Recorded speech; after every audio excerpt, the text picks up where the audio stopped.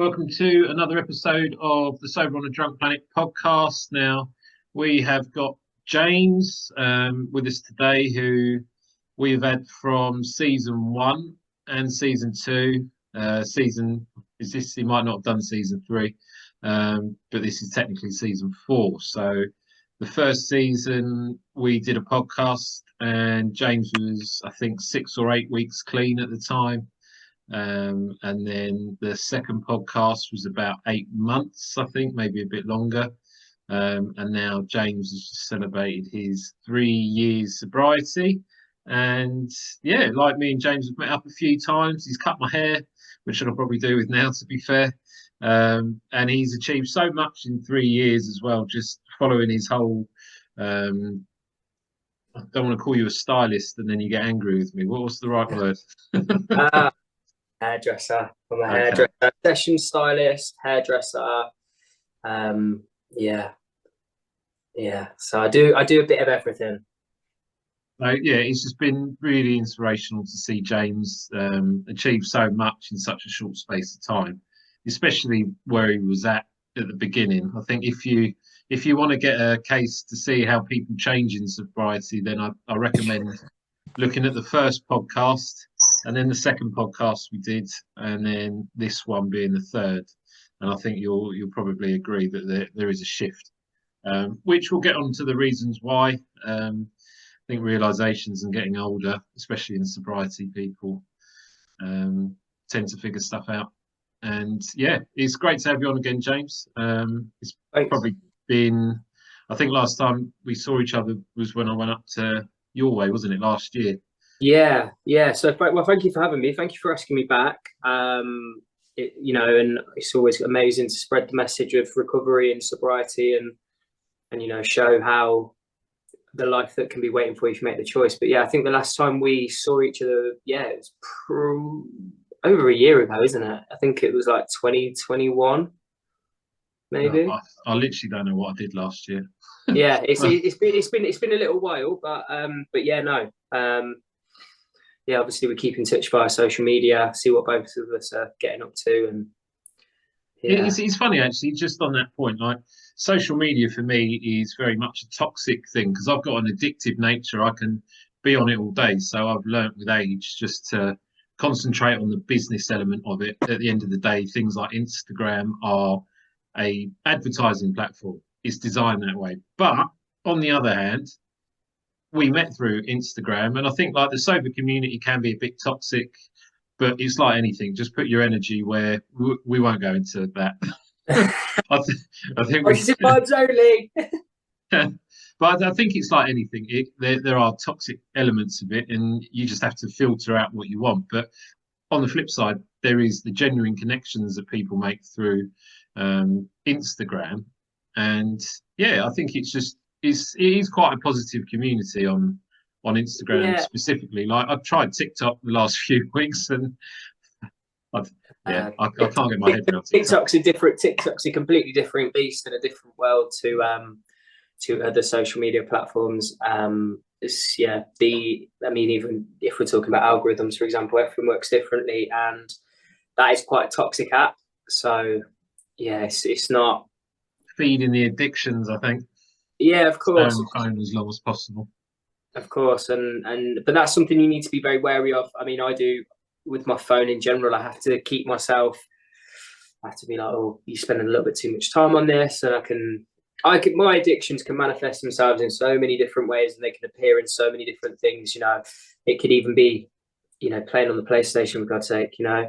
As soon as I start getting that little bit of a chemical release and that little bit of something, I'm like, oh, I want more of this, and I want more until I'm bored of it or I can't physically take any more, which is what I was like with drink and drugs. And I didn't have it, and I try my best now to speak about the fact that I didn't have a dependency. I didn't have to do something every day, but once I pop, I can't stop. And that is the same with chocolate, it's the same with sweets, it's the same with PlayStation, shopping, trainers. You have a training addiction. Well, yeah, I mean, I've curbed it a little bit, but yeah, I'm going away in a couple of weeks, so I'll probably be buying some new pairs for there. So I guess just in case people haven't heard the other ones, what got you up to your stage of sobriety then? What was it like as a young, because you lived in London for a bit, didn't you, when you were doing? Yeah. So I mean, growing up, you know, I'm from a very normal background in a sense. You know, I wasn't.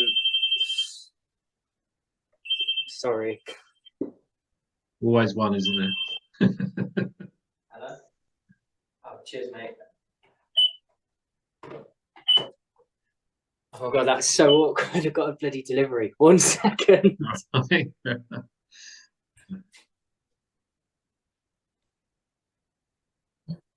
Yes, so just to recap while you were getting your parcel, you're in London, you're working as a hairdresser still. How did the drink and drugs then manifest themselves into getting clean? Yeah. So I mean, from a young age, you know, I had a you know a stable family life to some degree. A key factor that definitely played a part in my development into from a boy into a man was my dad was never around. You know, my mum, God bless her, and my nan, they did everything for me. You know, I never went without. But I definitely feel that definitely impacted me for just wanting to fill a void growing up from when I had my first drink. You know, I was 14, 15 in a park, and I drank to black out even then, you know. And I think as well, it was kind of, that was the sign of having a good time. I think that's partly maybe to do with the era I grew up in, lad culture. You know, men were men and they drank beer, and you drank, you know, a lot. And yeah, that just kind of kept kind of bubbling away as I grew up. And then I got into hairdressing, and at the time within hairdressing, it was very much, I was under the impression that to be successful, you had to be like a rock star. You know, you had to do drugs, and there was a lot of drugs that I was exposed to from the age of like 16. Really, you know, I was going to raves and stuff with colleagues, and I guess I grew up a little bit before my time, maybe. But you know, on the whole, it wasn't a bad thing at first, and I'm not glamorizing it, but when I say it's not a bad thing, it wasn't out of control. It wasn't ruining my life. I was just a young kid having fun, and it was fun at the time, you know. And then gradually started getting a lot worse, very progressively, which I didn't realize then until now, looking back. And yeah, those addictive tendencies were very much there from the start. I was always the last man standing at a party and wanted to keep the party going. And fast forward a couple of years, moved to London. I think I was 22, 23 at the time. And obviously, you know, I've got those little tendencies bubbling away in the background, and all of a sudden I'm in London. I haven't got I was going to say parents, but I haven't got my mum there, telling me, you know, where are you? What are you doing? You need to come home. You've been out since 2 days ago. You know, and then after, you know, the brakes were off then, really, and it was, you know, it got accelerated very quickly. Was working in hair and fashion, and it was champagne lifestyle, 100 miles an hour, you know, traveling around the world, doing all these amazing things. But I was very unhappy internally, and I had a lot of shit from my going back to my dad, and abandonment issues and insecurities, and why am I not? I never felt good enough. And when I had a drink, that made me feel, gave me the confidence I could be the loudest person in the room. I could play up to this fictional character or alter ego that I'd created for myself. But that very quickly, I stopped being the life and soul of the party and became very horrible to be around. I was very arrogant, egotistical, you know, obnoxious. And I didn't really care about what anyone had to say. It was all about me. It was about how great I was. And yeah, I just wasn't very nice. And then went through a breakup again. That was, you know, if I'm being brutally honest, that was probably because of the way I was living my life. You know, And then after that, again, it just sped up 100, and I was just out of control. I was traveling a lot with work. I was earning good money at the time. And I just, you know, when you're in those positions, you just don't think it's ever going to end. You know, you think everything's going to last forever. And you could, again, the arrogance and the ego, and you start to think to yourself that, you know, it's, yeah, no, you can't get rid of me. I'm the best. You know, that's where that ego comes in, and it's like I'm going to try not to say too much in some aspects, but I wasn't being professional when I was at work. That's the best way I can word this. I wasn't being professional. I was taking for granted a lot of opportunities and wasn't giving myself giving a good account of myself. And eventually that stuff catches up with you, you know. And I remember I tried to went away for New Year's. This is probably about a year before I got clean. Was in a very bad way. I'd been on it all over Christmas, and I had a breakdown in the hotel room I was in. And I said, like, that was it. And I kept making jokes about it actually at the time. And I was like, I'm going into this is my retirement party. I'm retiring from the sesh. And don't get me wrong, guys, bloody good at going on the sesh, but it was costing me everything. So when I got back, I started going to meetings. I wasn't ready to get clean at that point. I was still people pleasing. So then over this was 2019, the last year of my active using was less frequent, but probably 10 times more destructive when I got on it. So I would be then in the point of, some people who are listening to this might relate. It was like, I haven't had a drink for 6 weeks. I'm going to reward myself because I've earned it. I haven't got a problem. Look, I don't drink all the time.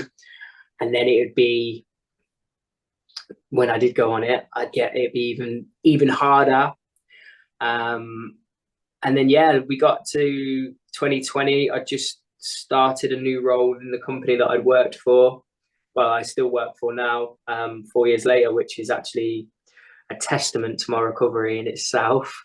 I started a new role, and then lockdown happened. And I remember, so I went on my last night out, and I woke up the next day. I look at the picture quite a lot. I didn't have the intention of going on this journey at the time. When it wasn't like I woke up and it was like, this is forever. I did wake up that morning. It was the morning of the 15th of March, 2020, and I knew myself enough was enough. I was done. I was absolutely skint. I was emotionally bankrupt. I was physically, I was a mess. And I had nothing left. I had nothing left. My family probably didn't like me.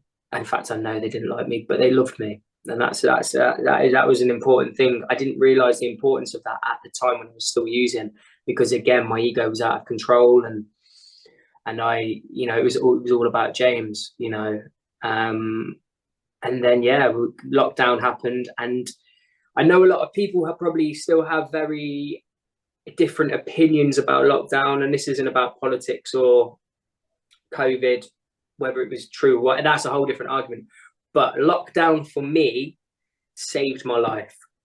It gave me a window where I couldn't be around my friends. There was no sport on, which for me, I'm into my sport. Any social event, I'm like, well, you're into your sport this season. Oh, I am. Yeah. We'll touch on that in a little while. But yeah, I didn't have any excuses. I couldn't leave the house. Now I was doing lockdown, living with my nan. Again, I'm not ashamed to say it. I was on my arse. I burnt every bridge, and she was kind of the only person that was still really fighting my corner.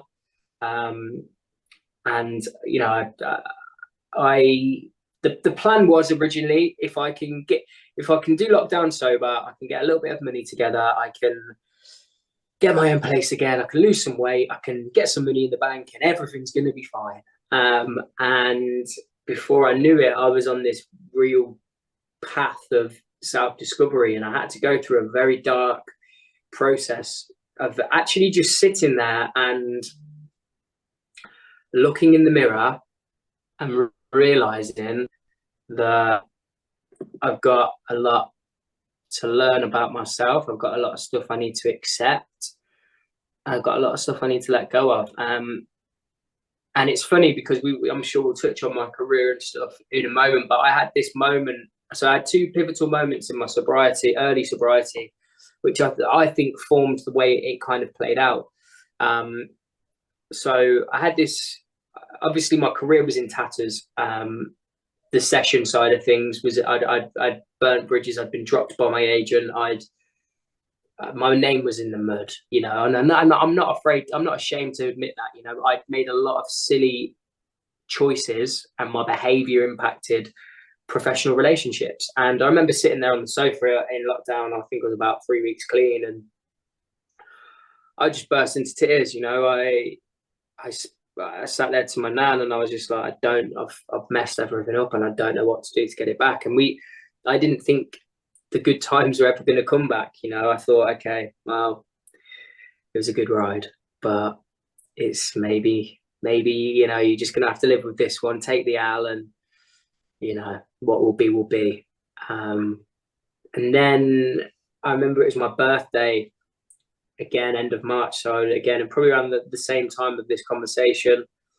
And I developed this really weird idea in my plan in my head of how I could get wrecked on my birthday, because it was my birthday, right? And I had to get wrecked because that's what we do on our birthdays, you know. I deserve it, you know. So do you remember when everyone was watching that, was using that app very early in lockdown? It was called House Party. Yeah. So I created this plan in my head that I was going to get all my mates on House Party, and I was going to have this little party in my room, and I was going to get some coke, and I was going to get loads of booze, and I was just going to have this session. It was going to be great because I'm FaceTime to all my mates. And I had a big row with my nan about, like, she kind of knew what I was plotting. The woman knows me inside out. She's, you know, she's like my best friend, man. And I stropped off to the local shop to go and get my supplies. And I had this moment, and I feel like it was one of my spiritual awakenings. I've had a few since I got sober, but this was the first real one. And I went to the shop. I got 3 big bottles of Peroni. And it's very weird. Like, something came over me, and I was like, what the hell? And it was like something was telling me, do not do this. Do not do this. This is your chance, kind of thing. Like, just put it down. And the guy, because it's the local shop, like, the guy knows me, and he's like, oh, you're all right, mate. Yeah. And I was just, I've later been told that he was like, I looked like I'd seen a ghost. And I just went, oh, I don't want these. No, I'm good. Went home, ran upstairs, didn't say a word. And I literally cried like a baby. After that, it was like, okay, don't know where this is taking me. Don't know you know, I don't know how long it's going to last for, but let's just give it a go. Let's just see where we can get to. And you know, if it's not better than what my life was, I can always go back to my old life, you know. All right. It's gone all right, isn't it? Yeah. So thank God I didn't have that drink, because life has been, I've had to deal with a lot of stuff that I didn't think I'd ever have to deal with, but life's great, you know. So let's touch a bit on AA, because I know that you've done AA previously. Yeah. And then you didn't do AA for a bit. Is that correct? When you did get sober? Yeah. So I was white knuckling it, I suppose, as they say. Didn't really have the intention of going back to AA, if I'm completely honest. I thought James knew best, you know. And I live. Should I say where I live on here? I don't want to get. Yeah. So I was moving to a new area. So around probably about the 10-month mark, I was in a position where I could move out again, and I was back on my feet, and everything was going great. So I see my the apartment I've now got, went to view it, loved it. Was moving in the January of 2021. The person who is now my sponsor, he brought his son in for a haircut, and we were just talking, and he was like, "You going out tonight, having a few beers?" I was like, "Oh, I don't drink." He was like, "Oh, are you in he said the fellowship at first, and I was like, "Huh? Come again?" And he was like, "Are you in recovery?" I was like, yeah. We just started chatting and instantly hit it off. And he was like, I was like, you know, moving to the area from X to Y in like 2 months. And he was like, "Well, look, take my number. If you want to get to, it'd be good for you living in a new area, living on your own again, to be around some like-minded people. I go to meetings. Give me a shout. We'll grab a coffee. We'll go to a meeting." I was like, "Okay, cool." Met up early January 2021, had a coffee, went for a walk, had a good chat, realised I had a lot in common with this guy, and we hit it off. And then he took me to my first meeting locally, and it was just what I needed. It was the last little bit of my development, shall we say, growth, path, recovery, whatever. It was the last bit that I needed to make it all sink together and to submerge and to make it work. And you know, there was power in numbers, and I think that a lot of people have different views on AA. I think it's very easy when you go to your first couple of meetings to, you know, we always say look for the similarities, not the differences, but as addicts, it's very easy to look at the differences, because if your ego's not in check, you know. And yeah, I think, I mean, when I started doing my step work and I speak a lot on social media about doing the work, and for me, going to AA it's about doing the work. You know, it gives me a program where I can actually add structure to my life. I can look at my behaviors. If I know something's not going right, I just look at the steps, or maybe even I need to get to a meeting and just listen to someone else's story, because, and this is what you know, like this podcast, for example, is really good at. It's people sharing their experience, their strength, and their hope, and giving someone who might be having a bad day, that is maybe teetering on the edge, actually, do you know what? If that guy or girl can do that,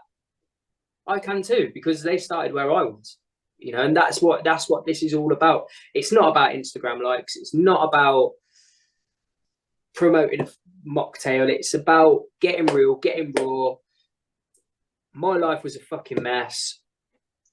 I was lost. Now I'm found. This is how I did it. You can do it too. And that's what I think the most powerful thing for about AA is, you know, in my personal uneducated opinion.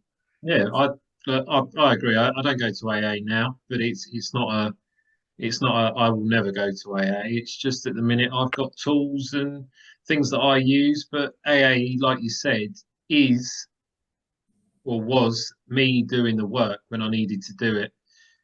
Life was shit, but going through the steps, you understand why you do the things that you've done because yeah, and I think as well, you know, it's kind of, you know, it's so easy to mask exactly what's gone on, and you never, you know, it's very rare we get real and tell people what we've actually done, good, like bad. Like if it's bad, like if it's good, like we want everyone to know I'm fucking amazing.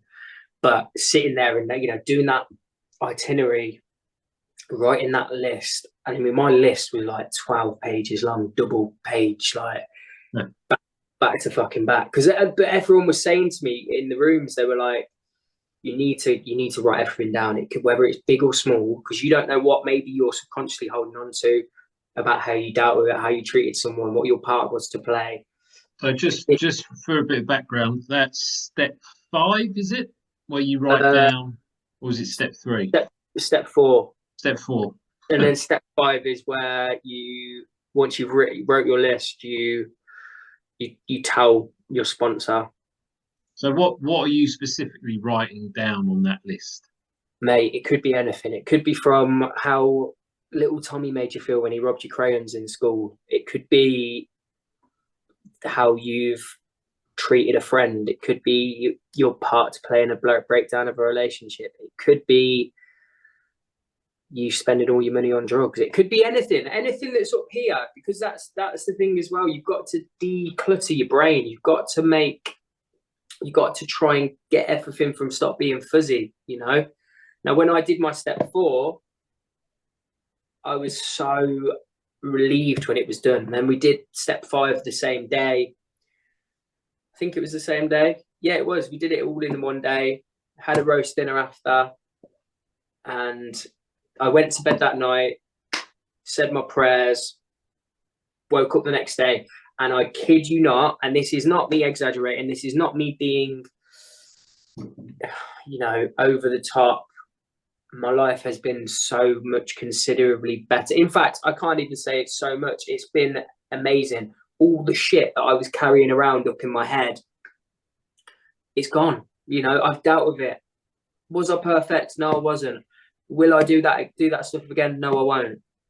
You know, and that's what this program now teaches me, is what's my part to play in it. If I've been horrible to someone, if I've been a bit snappy, I say sorry. Didn't mean to do that, mate. I'm having a bad day. You know, there's a difference between doing that and then knowingly being horrible to someone because you're having a bad day, which is what I did in my addiction. You know, I was the biggest arsehole in the world. I'm still allowed to be a little bit grumpy and moody, but that's maybe just in my DNA. You know, I can't beat myself up about that. We have bad days, but it's always doing the next right thing and knowing when you're being that guy, or maybe if you're being a bit of a dick. It's just that self-awareness that I feel, and what I've learned from others is how you just got to always try to do the next right thing and just be the good sometimes, you know. And I think it's a good point you make about learning from others, because I think a really underrated element of AA that isn't spoken about enough is the sponsorship role. Now, you get good and bad sponsors like anything. It really does come down with who you click with and their own experience. 100%. That the reason me and my sponsor work so well is he's also like one of my best friends now. You know, we are using, and lifestyle was very similar. We worked in similar fields from pretty similar worlds. We have the same interest. Like we're mates. We became mates before he was my sponsor, and then I had to go and ask him to be my sponsor, and it was like I was asking a girl out for prom or something. So, excuse me, will you be my sponsor? But I guess even the process of asking for a sponsor is that admitting that you need help. It's step 1 of and again though, it's leaving the ego. You got to because as addicts we don't want to admit we are powerless, and we don't want to admit we need help because we think that our shit don't stink. Yeah, I always say to people, because I always hear people they go to AA, that they'll go for 5, 6 goes and they still haven't got a sponsor.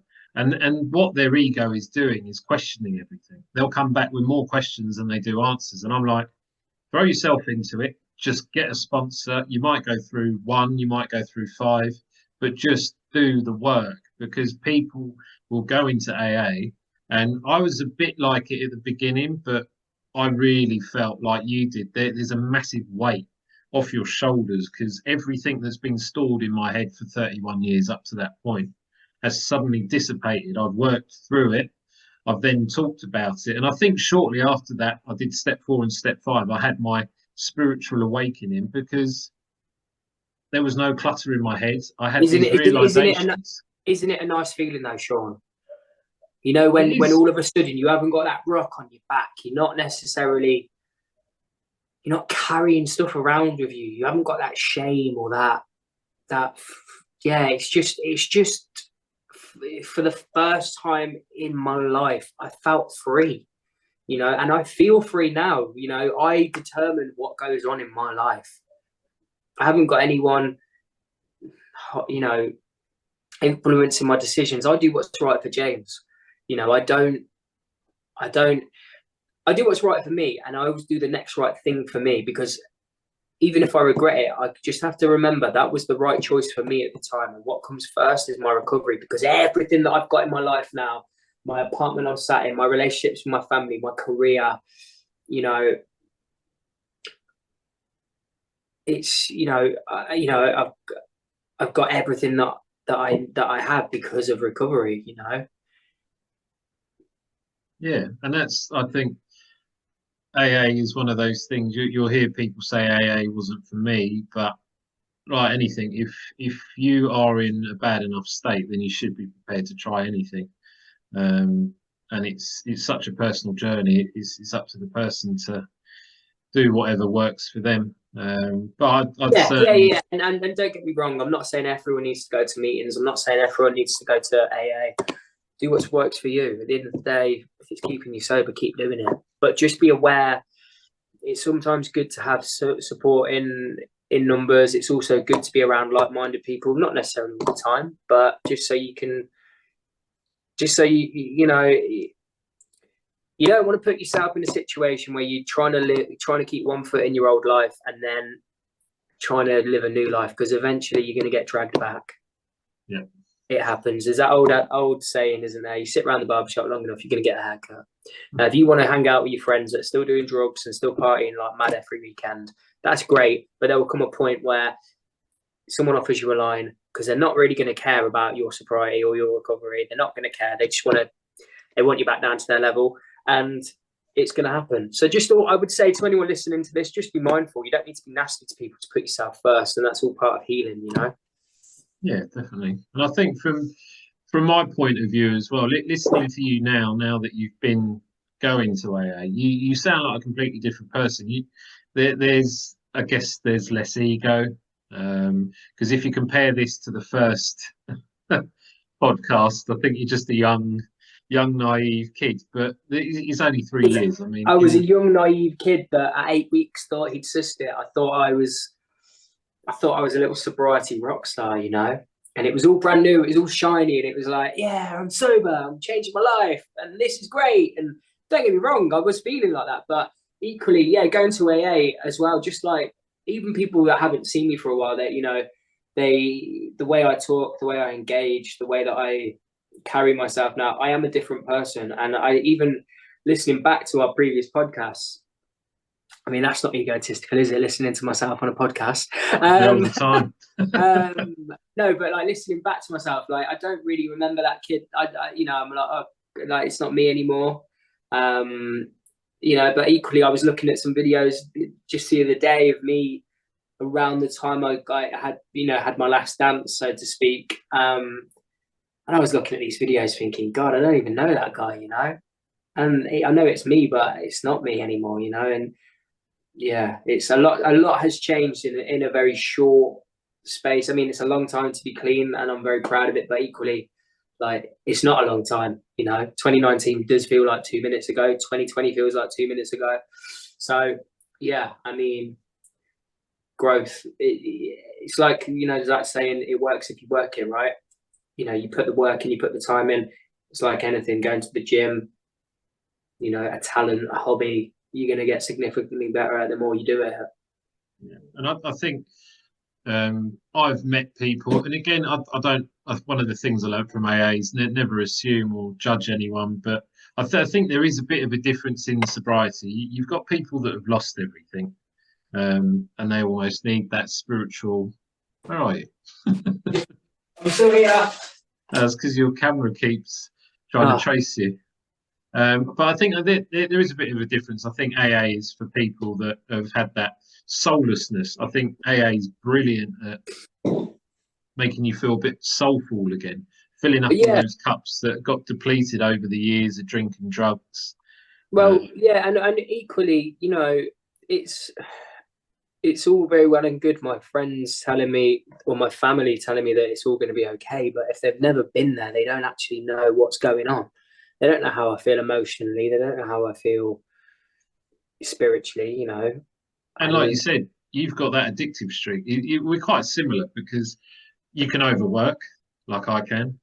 Yeah, well, that's the truth. Yeah, it's very true. You know, since I got clean, like work has just I've just upped to the levels every time, and you know, and I am addicted to work. I'm very the drive is there, but I burn out so much so quickly because it's not just about the physical work; it's the mental as well. Because and that's where I need to find that balance of going to my meetings. You know, because the meetings, I know when I need to get to one because it can start getting a bit fuzzy upstairs again, and I just need to. When I'm in a meeting, it's an hour and a half of calm. I can't sit there on my phone. And like if and that's something I have to put my phone away because it's very easy for me to start going off track. I swear to God, I'm ADHD or something, and start like my phone pings, and I'm like, oh God, no, put it away because I need to be engaged and I need to get that calm, that level of serenity. You know. I think it makes sense to me because there's a level of angst, like with the publishing. I work because I enjoy it, so it's trying to find that balance. But at the end of it, you suffer from burnout, and you're like, oh. Yeah. You then go back into a bit of a depressive hole, even though you enjoy what you do, but you've just Do you done it. have that feeling though, where you kind of like you're hitting all these goals, and you're living, you're doing it, you're living it, and it's going great, but you're just like never satisfied. Do you have that? Yeah, I think we always said on to the next. Like I've had so much amazing stuff, like beyond my wildest dreams when I was at rock bottom, and I'm always I need to start learning to again. It's been in that present moment and just sometimes patting myself on the back and being like, do you know what, you're doing well. Not like, okay, we've done that, that's great, but on to the next. But I don't know if that's just maybe me kind of because I've lost everything before. You got to keep going. I've got to keep on the track. It keeps me focused. I don't know if that's just me. Maybe it's just me. I don't know. I think maybe it's just the fact that you enjoy your job. So there's a dopamine hit that is addictive. The same with me. I enjoy. True. That's very true. Yeah, I mean, yeah, I get that daily from work. You know, you drop a nice haircut. You know, you do create beautiful work, and it's like, yeah, I want more of this. It's nice. And that's the thing. Just even speaking to you about what you do, you are so passionate about it. I love it. You know. So we might as well move on to what you've achieved over the 3 years. So you've made it on again. I don't understand the background of this because it's not my industry, but you've made it onto the FAME team. Is that right? Yeah. So the FAME team stands for Fellowship Academy of Merit and Excellence. So it's through the British Fellowship of Hairdressing. It is a annual scheme to pioneer the elite young talent within British hairdressing. It's a huge accolade. You know, some of the people that have been on it over the last 30 years are industry icons and some household names, you know, and yeah, I remember 2021, I was at this exhibition called Salon International, and they were doing the live final to pick the 2022 team. And I was watching it, and it's something that I've always wanted to do ever since I got into hairdressing full time when I was doing my apprenticeship when I was in my teenage years. And I remember I always thought I could never do it. And then my boss said to me before we went to Southern International, you should go for it. I think you'd be great. And I was like, nah, I'm just out of my league. Confidence still weren't there really, to be honest with you. I was still very early sobriety. Anyway, I'm probably waffling. Went to the live final, looked at it. I thought, I want a bit of this. I want some of this. This is what I want this. So then last year started a big process. Really had to send my portfolio. Had to do like a do you know like the old audition tapes, Big Brother? Had to do something. Channel 5 days. Yeah, Channel 4 actually. It was Channel 4, wasn't it? Yeah, so I had to do one of those type things. Got through to the last 16, so I had to go to London. I had to do like a live semi-final. and I was judged by like the hierarchy of British hairdressing, like the who's who in my game. Had to present 2 models, whizzed through that, and that's not me being arrogant saying that it couldn't have gone better. You know, my concept was there, everything was nailed on, went brilliantly, and then I had the final, and this is what my recovery got tested to the max.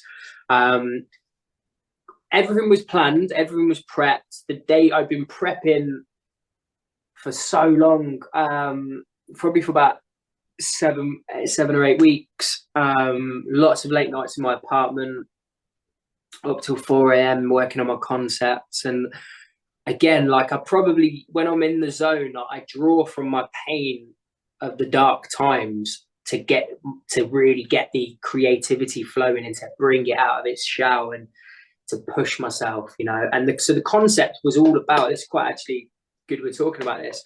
So my concept was about coming back from the darkness. It was showcasing emotion through hair and how, what does that look like? What does that feel like? You know, working with a contrasting texture and creating this warrior-like shape. And it looked cool, man. It did look very, very cool. But my recovery was tested because, so the day before, me and my bosses were at the like flagship salon, did the prep. I walked out of there thinking, this is going to be sick. This is going to be amazing. In an Uber, going from my apartment to this train station to go down to London, and I got an email. So the call time was 2. I got an email at just gone 11 o'clock saying one of my models was sick and she couldn't come. And I was just like, fuck's sake. Like, head went. I was like, Jesus Christ, what do I do? Anyway, they sent a replacement, cracked on with it. But, like, what? I didn't want to drink, but I was like, the old me was kind of there on my shoulder, like, yeah, just, you know what, fuck it. You've messed it. It's messed up now. Like, so what can you do? And I learned a lot about my inner strength there. And I'm sure there'll be other topics we'll talk on it during this podcast about inner strength from stuff I've experienced. But my concept was about finding inner strength. It was about coming back from the darkness. It was about finding your inner warrior. So how better way to showcase that than things ain't going to plan. You just got to get your head down and you got to work, and otherwise you're going to look fucking stupid. Because you're gonna embarrass yourself in front of some of the greatest people to ever do British hairdressing, you know. And cracked on. It wasn't going to plan. It wasn't going how I wanted it to, and got my head down and just got it over and made it work. And you know, that was a testament to definitely to the work that I've put in over the last couple of years, because I kept a clear head, I kept myself focused. And again, I put the preparation in. So I'm a firm believer that hard work and preparation will beat talent any day of the week. If you put the work, like if you put the hours in, and it goes back to what I'm saying about recovery, for example, if you put the hours in, you put the time in, no one's going to beat you at that, because you will be in a position where any eventuality or anything that can happen, you've got the inner strength to overcome it. You know, you've put the hard yards and you've put the hours in. If you're reading quickly, if you're listening to a podcast like this, if you're going to a meeting, you know, it will give you the tools and the strength to be able to deal with loss, with breakups, with stress, cost of living crisis, whatever that may be, because you will find a way to overcome it. I've gone off track there. Sorry. No, it's a good point, because it's a mindset shift, I think. When you're hungover and trying to cut hair, I can imagine I've had a few barbers, I think, in the past that have done that. And it's a completely different kettle of fish, but your mindset's changed. You've gone from possibly having a bit of self-doubt, and that's why a lot of us drink and drug, to sort of numb those self-doubt 100%, voices. 100%. But we're quite similar in business. I generally, this is my belief, I don't believe anyone could be better than me at what I want to achieve. Because that's what you want to achieve. And that's the thing. It's not this overdriving need to succeed. It's not that at all. It's just because I enjoy what I do and I'm passionate about it. I'm 100%. passionate about people not fucking up their lives.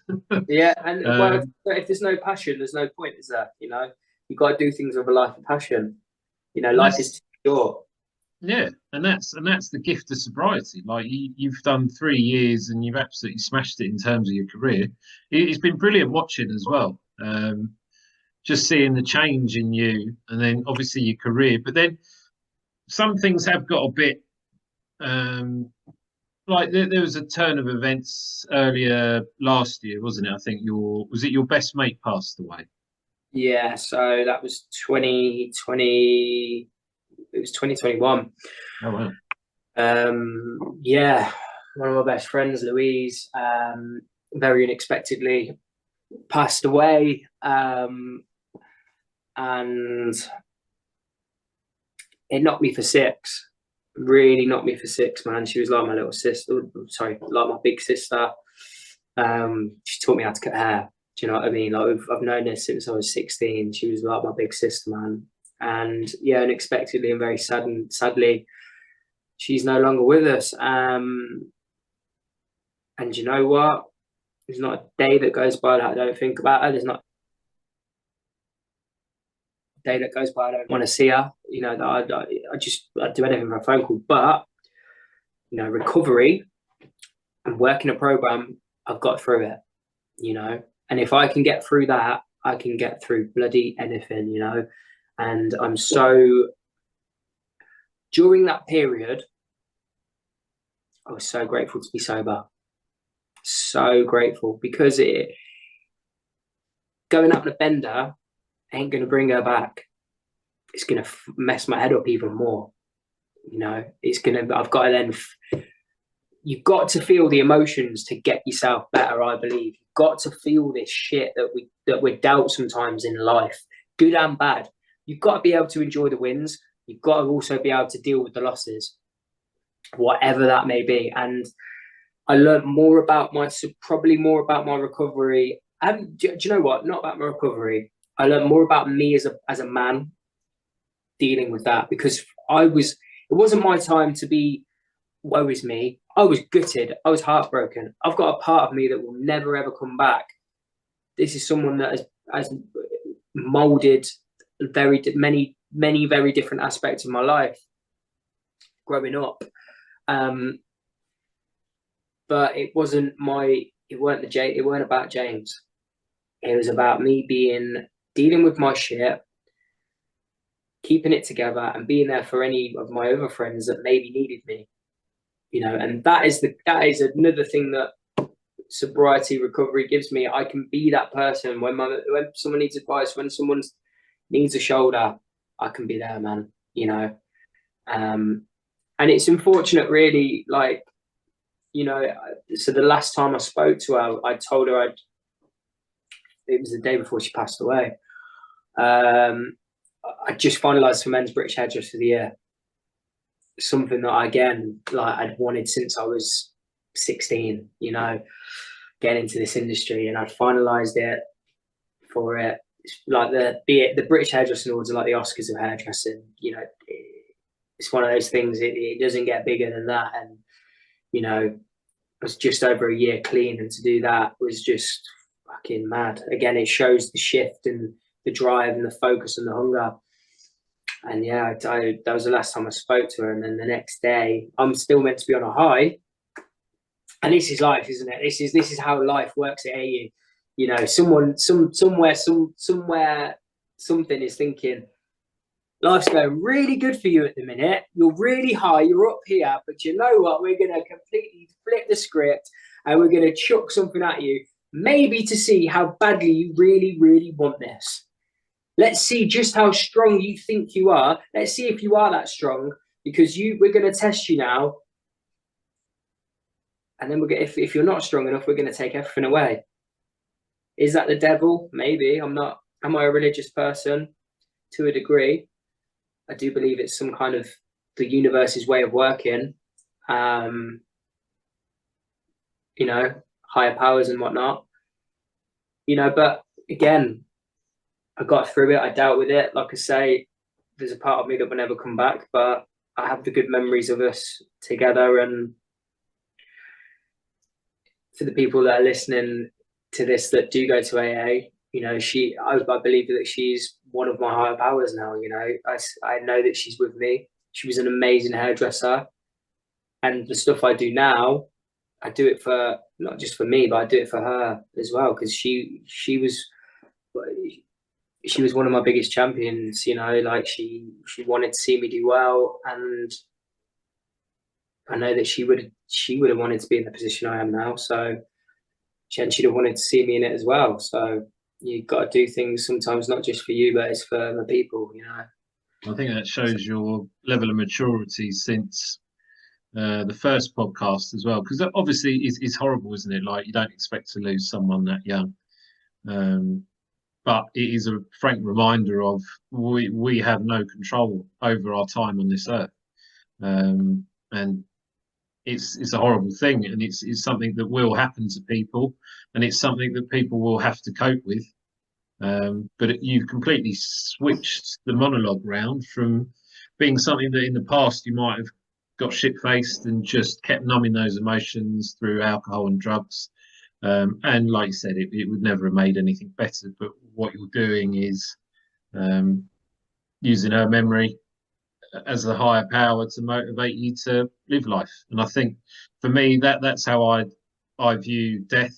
I see that you should always take the best parts of it, because we don't know when our time will be here. So and that's the thing with sobriety. I think it makes you appreciate that more as well. Yeah, 100%, 100%. And again, it's just, you know, I'm grateful today. You know, life is good. Life's really good, man. You know, I've got a girlfriend who's amazing. You know, who gets to experience me at my best self. You know, at this version of me, she gets to have fun with me, not be like, fucking hell, you said we were going out for dinner, like you said you were going, you know, in and out the toilet every 2 minutes. Yeah, you know, you haven't turned up. You said you got out for a drink, and it's 3 days later, and I haven't heard from you. You know, so you know, and I'm fortunate to have her in my life. But again, I'm under no illusion that if I wasn't clean, it wouldn't work. You know, and yeah, I'm just grateful. I'm sat here now in my apartment, like when I was using, I didn't have a pot to piss in, because I would just blow my money on drugs and, you know, down the local pub and with the local dealer. Whereas now, you know, like everything in here, I start up, it's all me, you know, it's all me. Work's going amazing. I started a new role in my career, in my company, the back end of last year. You know, I think to touch on the stuff that I've done since getting clean, you know, I think I finalised for like 7 or 8 awards in the last 18 months. So I'm on the right track, you know, everything. But it's, again, I'm just constantly trying to, what's next, you know. That's healthy though, isn't it? I think sobriety gives you that time and energy to focus that time and energy you get back into the things that you want to do. Yeah, and I think losing my best friend, you know, losing Louise, it taught me, like, you know, it showed me life ain't promised, man. What legacy do I want to leave on this world?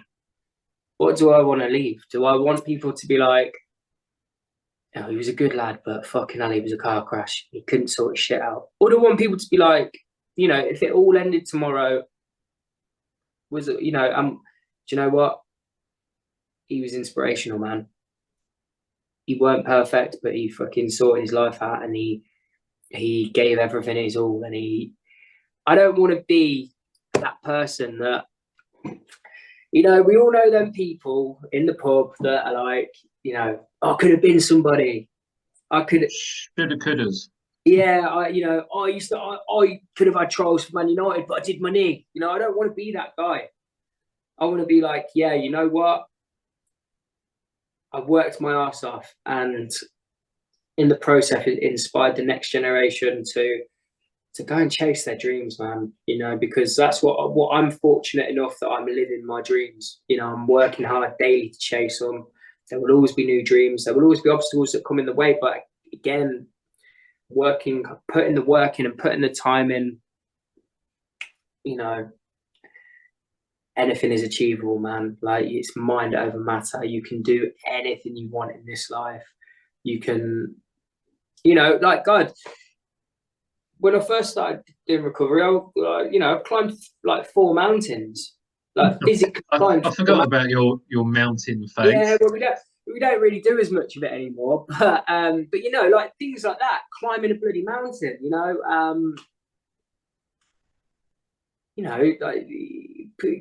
being in a routine, going to work,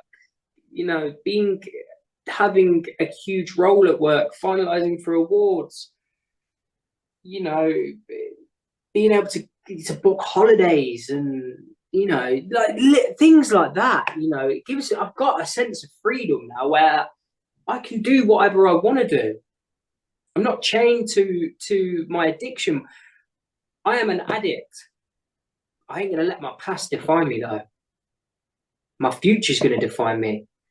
The next 3 years, like from where I go next, are going to make the first 3 years look shocking, because I'm so driven to become. I want to be one of the greats at what I do. I ain't going to get there if I'm fucking sniffing gear and I'm boozing. It's never going to happen, no. But if I keep this mindset and I keep working and I keep check and I keep grafting, maybe I'll get there. If I don't get there, I'll still be in a good position, because I'll be a million miles away from where I first started out on the 15th of March 2020, and that's what it's all about, right? That's what it's all about. You've got to try and just live the best life you can. And don't get me wrong, like, everyone's definition of greatness is different, and one thing I've learned is I might be making moves in my field, but the man in Tesco probably don't give a toss. And that's a big thing. When I was still using, I wanted everyone to know how great I was. Not everyone's going to like me. I'm very cool with that. The right people will like me. The right people will appreciate me, and they'll say, well done. But equally, it's everyone's got their own path they need to go on, whether that's just holding shit together. Sometimes that's good enough. Sometimes just holding it together just for today is enough. It's more than enough. That's all you need to do. I think we've all been through phases like that as well, where just not drinking is literally the best thing you can do, because, like we said, like ebb and flows of life, you never know what's around the corner. And even in sobriety, I mean, sobriety is not a happy end point. Sobriety is just the beginning and a tool that you need. And that, do you know what, Sean? That's very correct. It's a tool. It's a tool of how to deal with life on life's terms. I still have bad days. I still have times where I'm in a mood. I still have times where people irritate the fucking life out of me. That's going to happen in my DNA. I can have down days. Doesn't mean I'm clinically depressed. I'm just having a bad day. Like, I might have a bad week. I might, but there's that saying, isn't there? This too shall pass. I'm very tuned up now with what I need if I'm in that mood. I either need to get to a meeting, go to the gym, or maybe I just need to have a hot bath and get a takeaway and just watch TV. It's been like, I remember being in this place that I'm in now. I'm aware. I know what I need to do for self-care, and I think that's probably like the biggest thing as well. I think even if you're listening to this and you're not in recovery, self-care is the most number one. It's keeping away from people, places that maybe aren't good for you. And that's not necessarily to say you've got a destructive tendency with alcohol or drugs. It could just be that someone isn't bringing out your best nature. So maybe just look at that. If you need to have a bit of time on your own, watch Netflix, do what you got to do to keep yourself happy, And I think that's again, like, that's what we all want in life, isn't it? Everyone wants happiness. Yeah. Happiness comes in very different shapes and styles and forms, but my sense of happiness is probably completely different to yours. My sense of happiness is doing an amazing haircut and looking at it and thinking that looks fucking brilliant. you know, your sense of happiness might be completing the next novel, next book that you're working on, and, you know, being like, yeah, I smashed it. Do you know what I mean? Yeah. So That's the thing. I think human nature, we're all different. But I think when we're drinking and drugging, I think there is a lack of goals. I think whatever group of people you're in, there is a lack of goals. There's a lack of drive. well, it's talk, isn't it? All you do is, if you're on the sesh, you talk a lot of shit. There's a lot of lies as well. So overinflating salaries, overinflating importance at work, all these things that are ego attachments, basically saying, like I am this, I am that. You could have someone go from working a normal job, get them on the sesh with you, and they've had a couple of bags, and all of a sudden they're earning 100 grand a year and they're having sugar. Do you know what I mean? Or it's that, like, yeah, mate, I've had loads of fights. I'm hard, mate. Yeah, boxing's on. Like, you know, you're all boxing. The boxing. Oh, those were the days.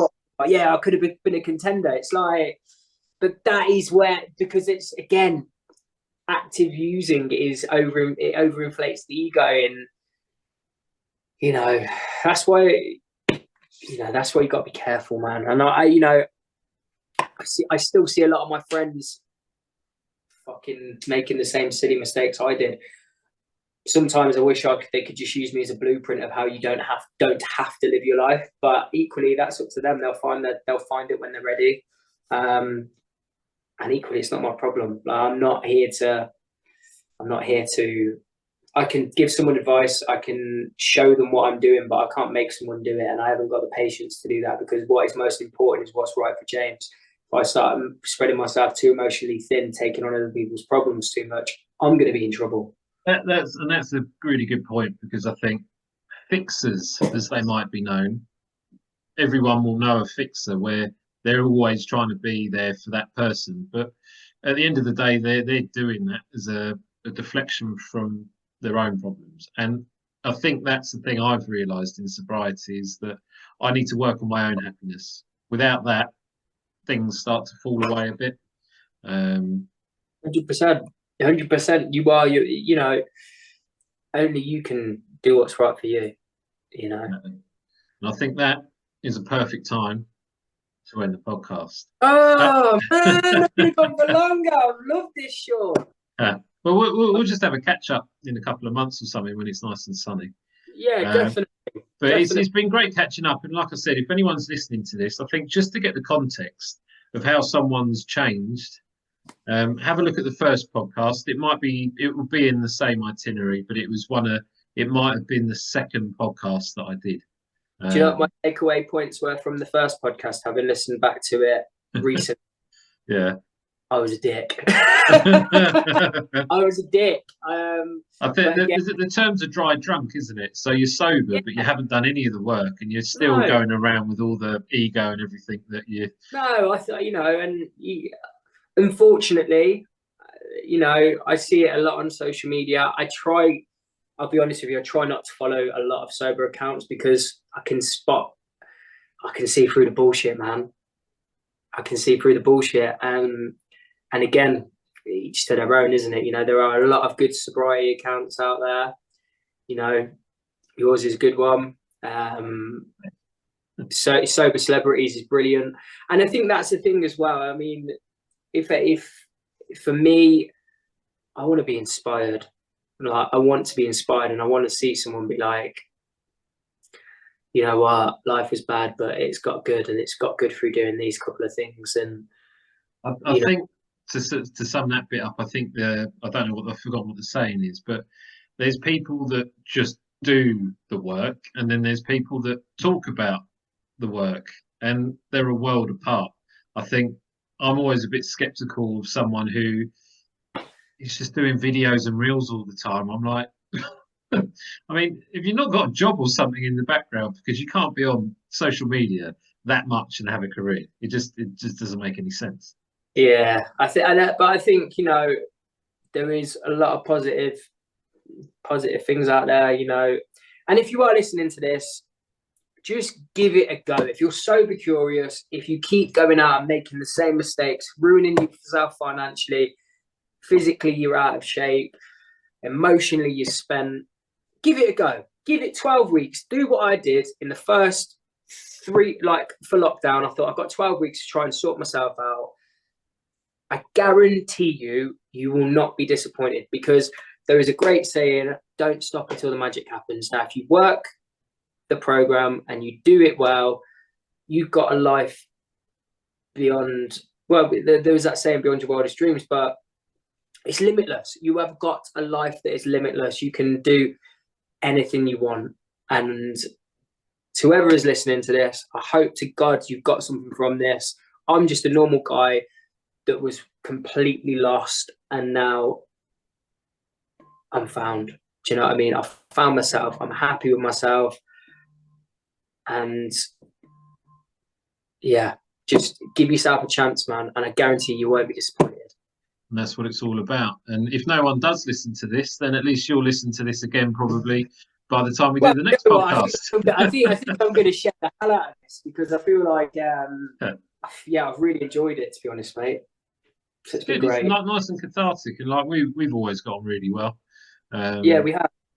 Do you remember that place? Where was it? We went where you went for a walk around. That was nice, wasn't it? Do you remember that? Oh, that was that Canizaro House in Wimbledon?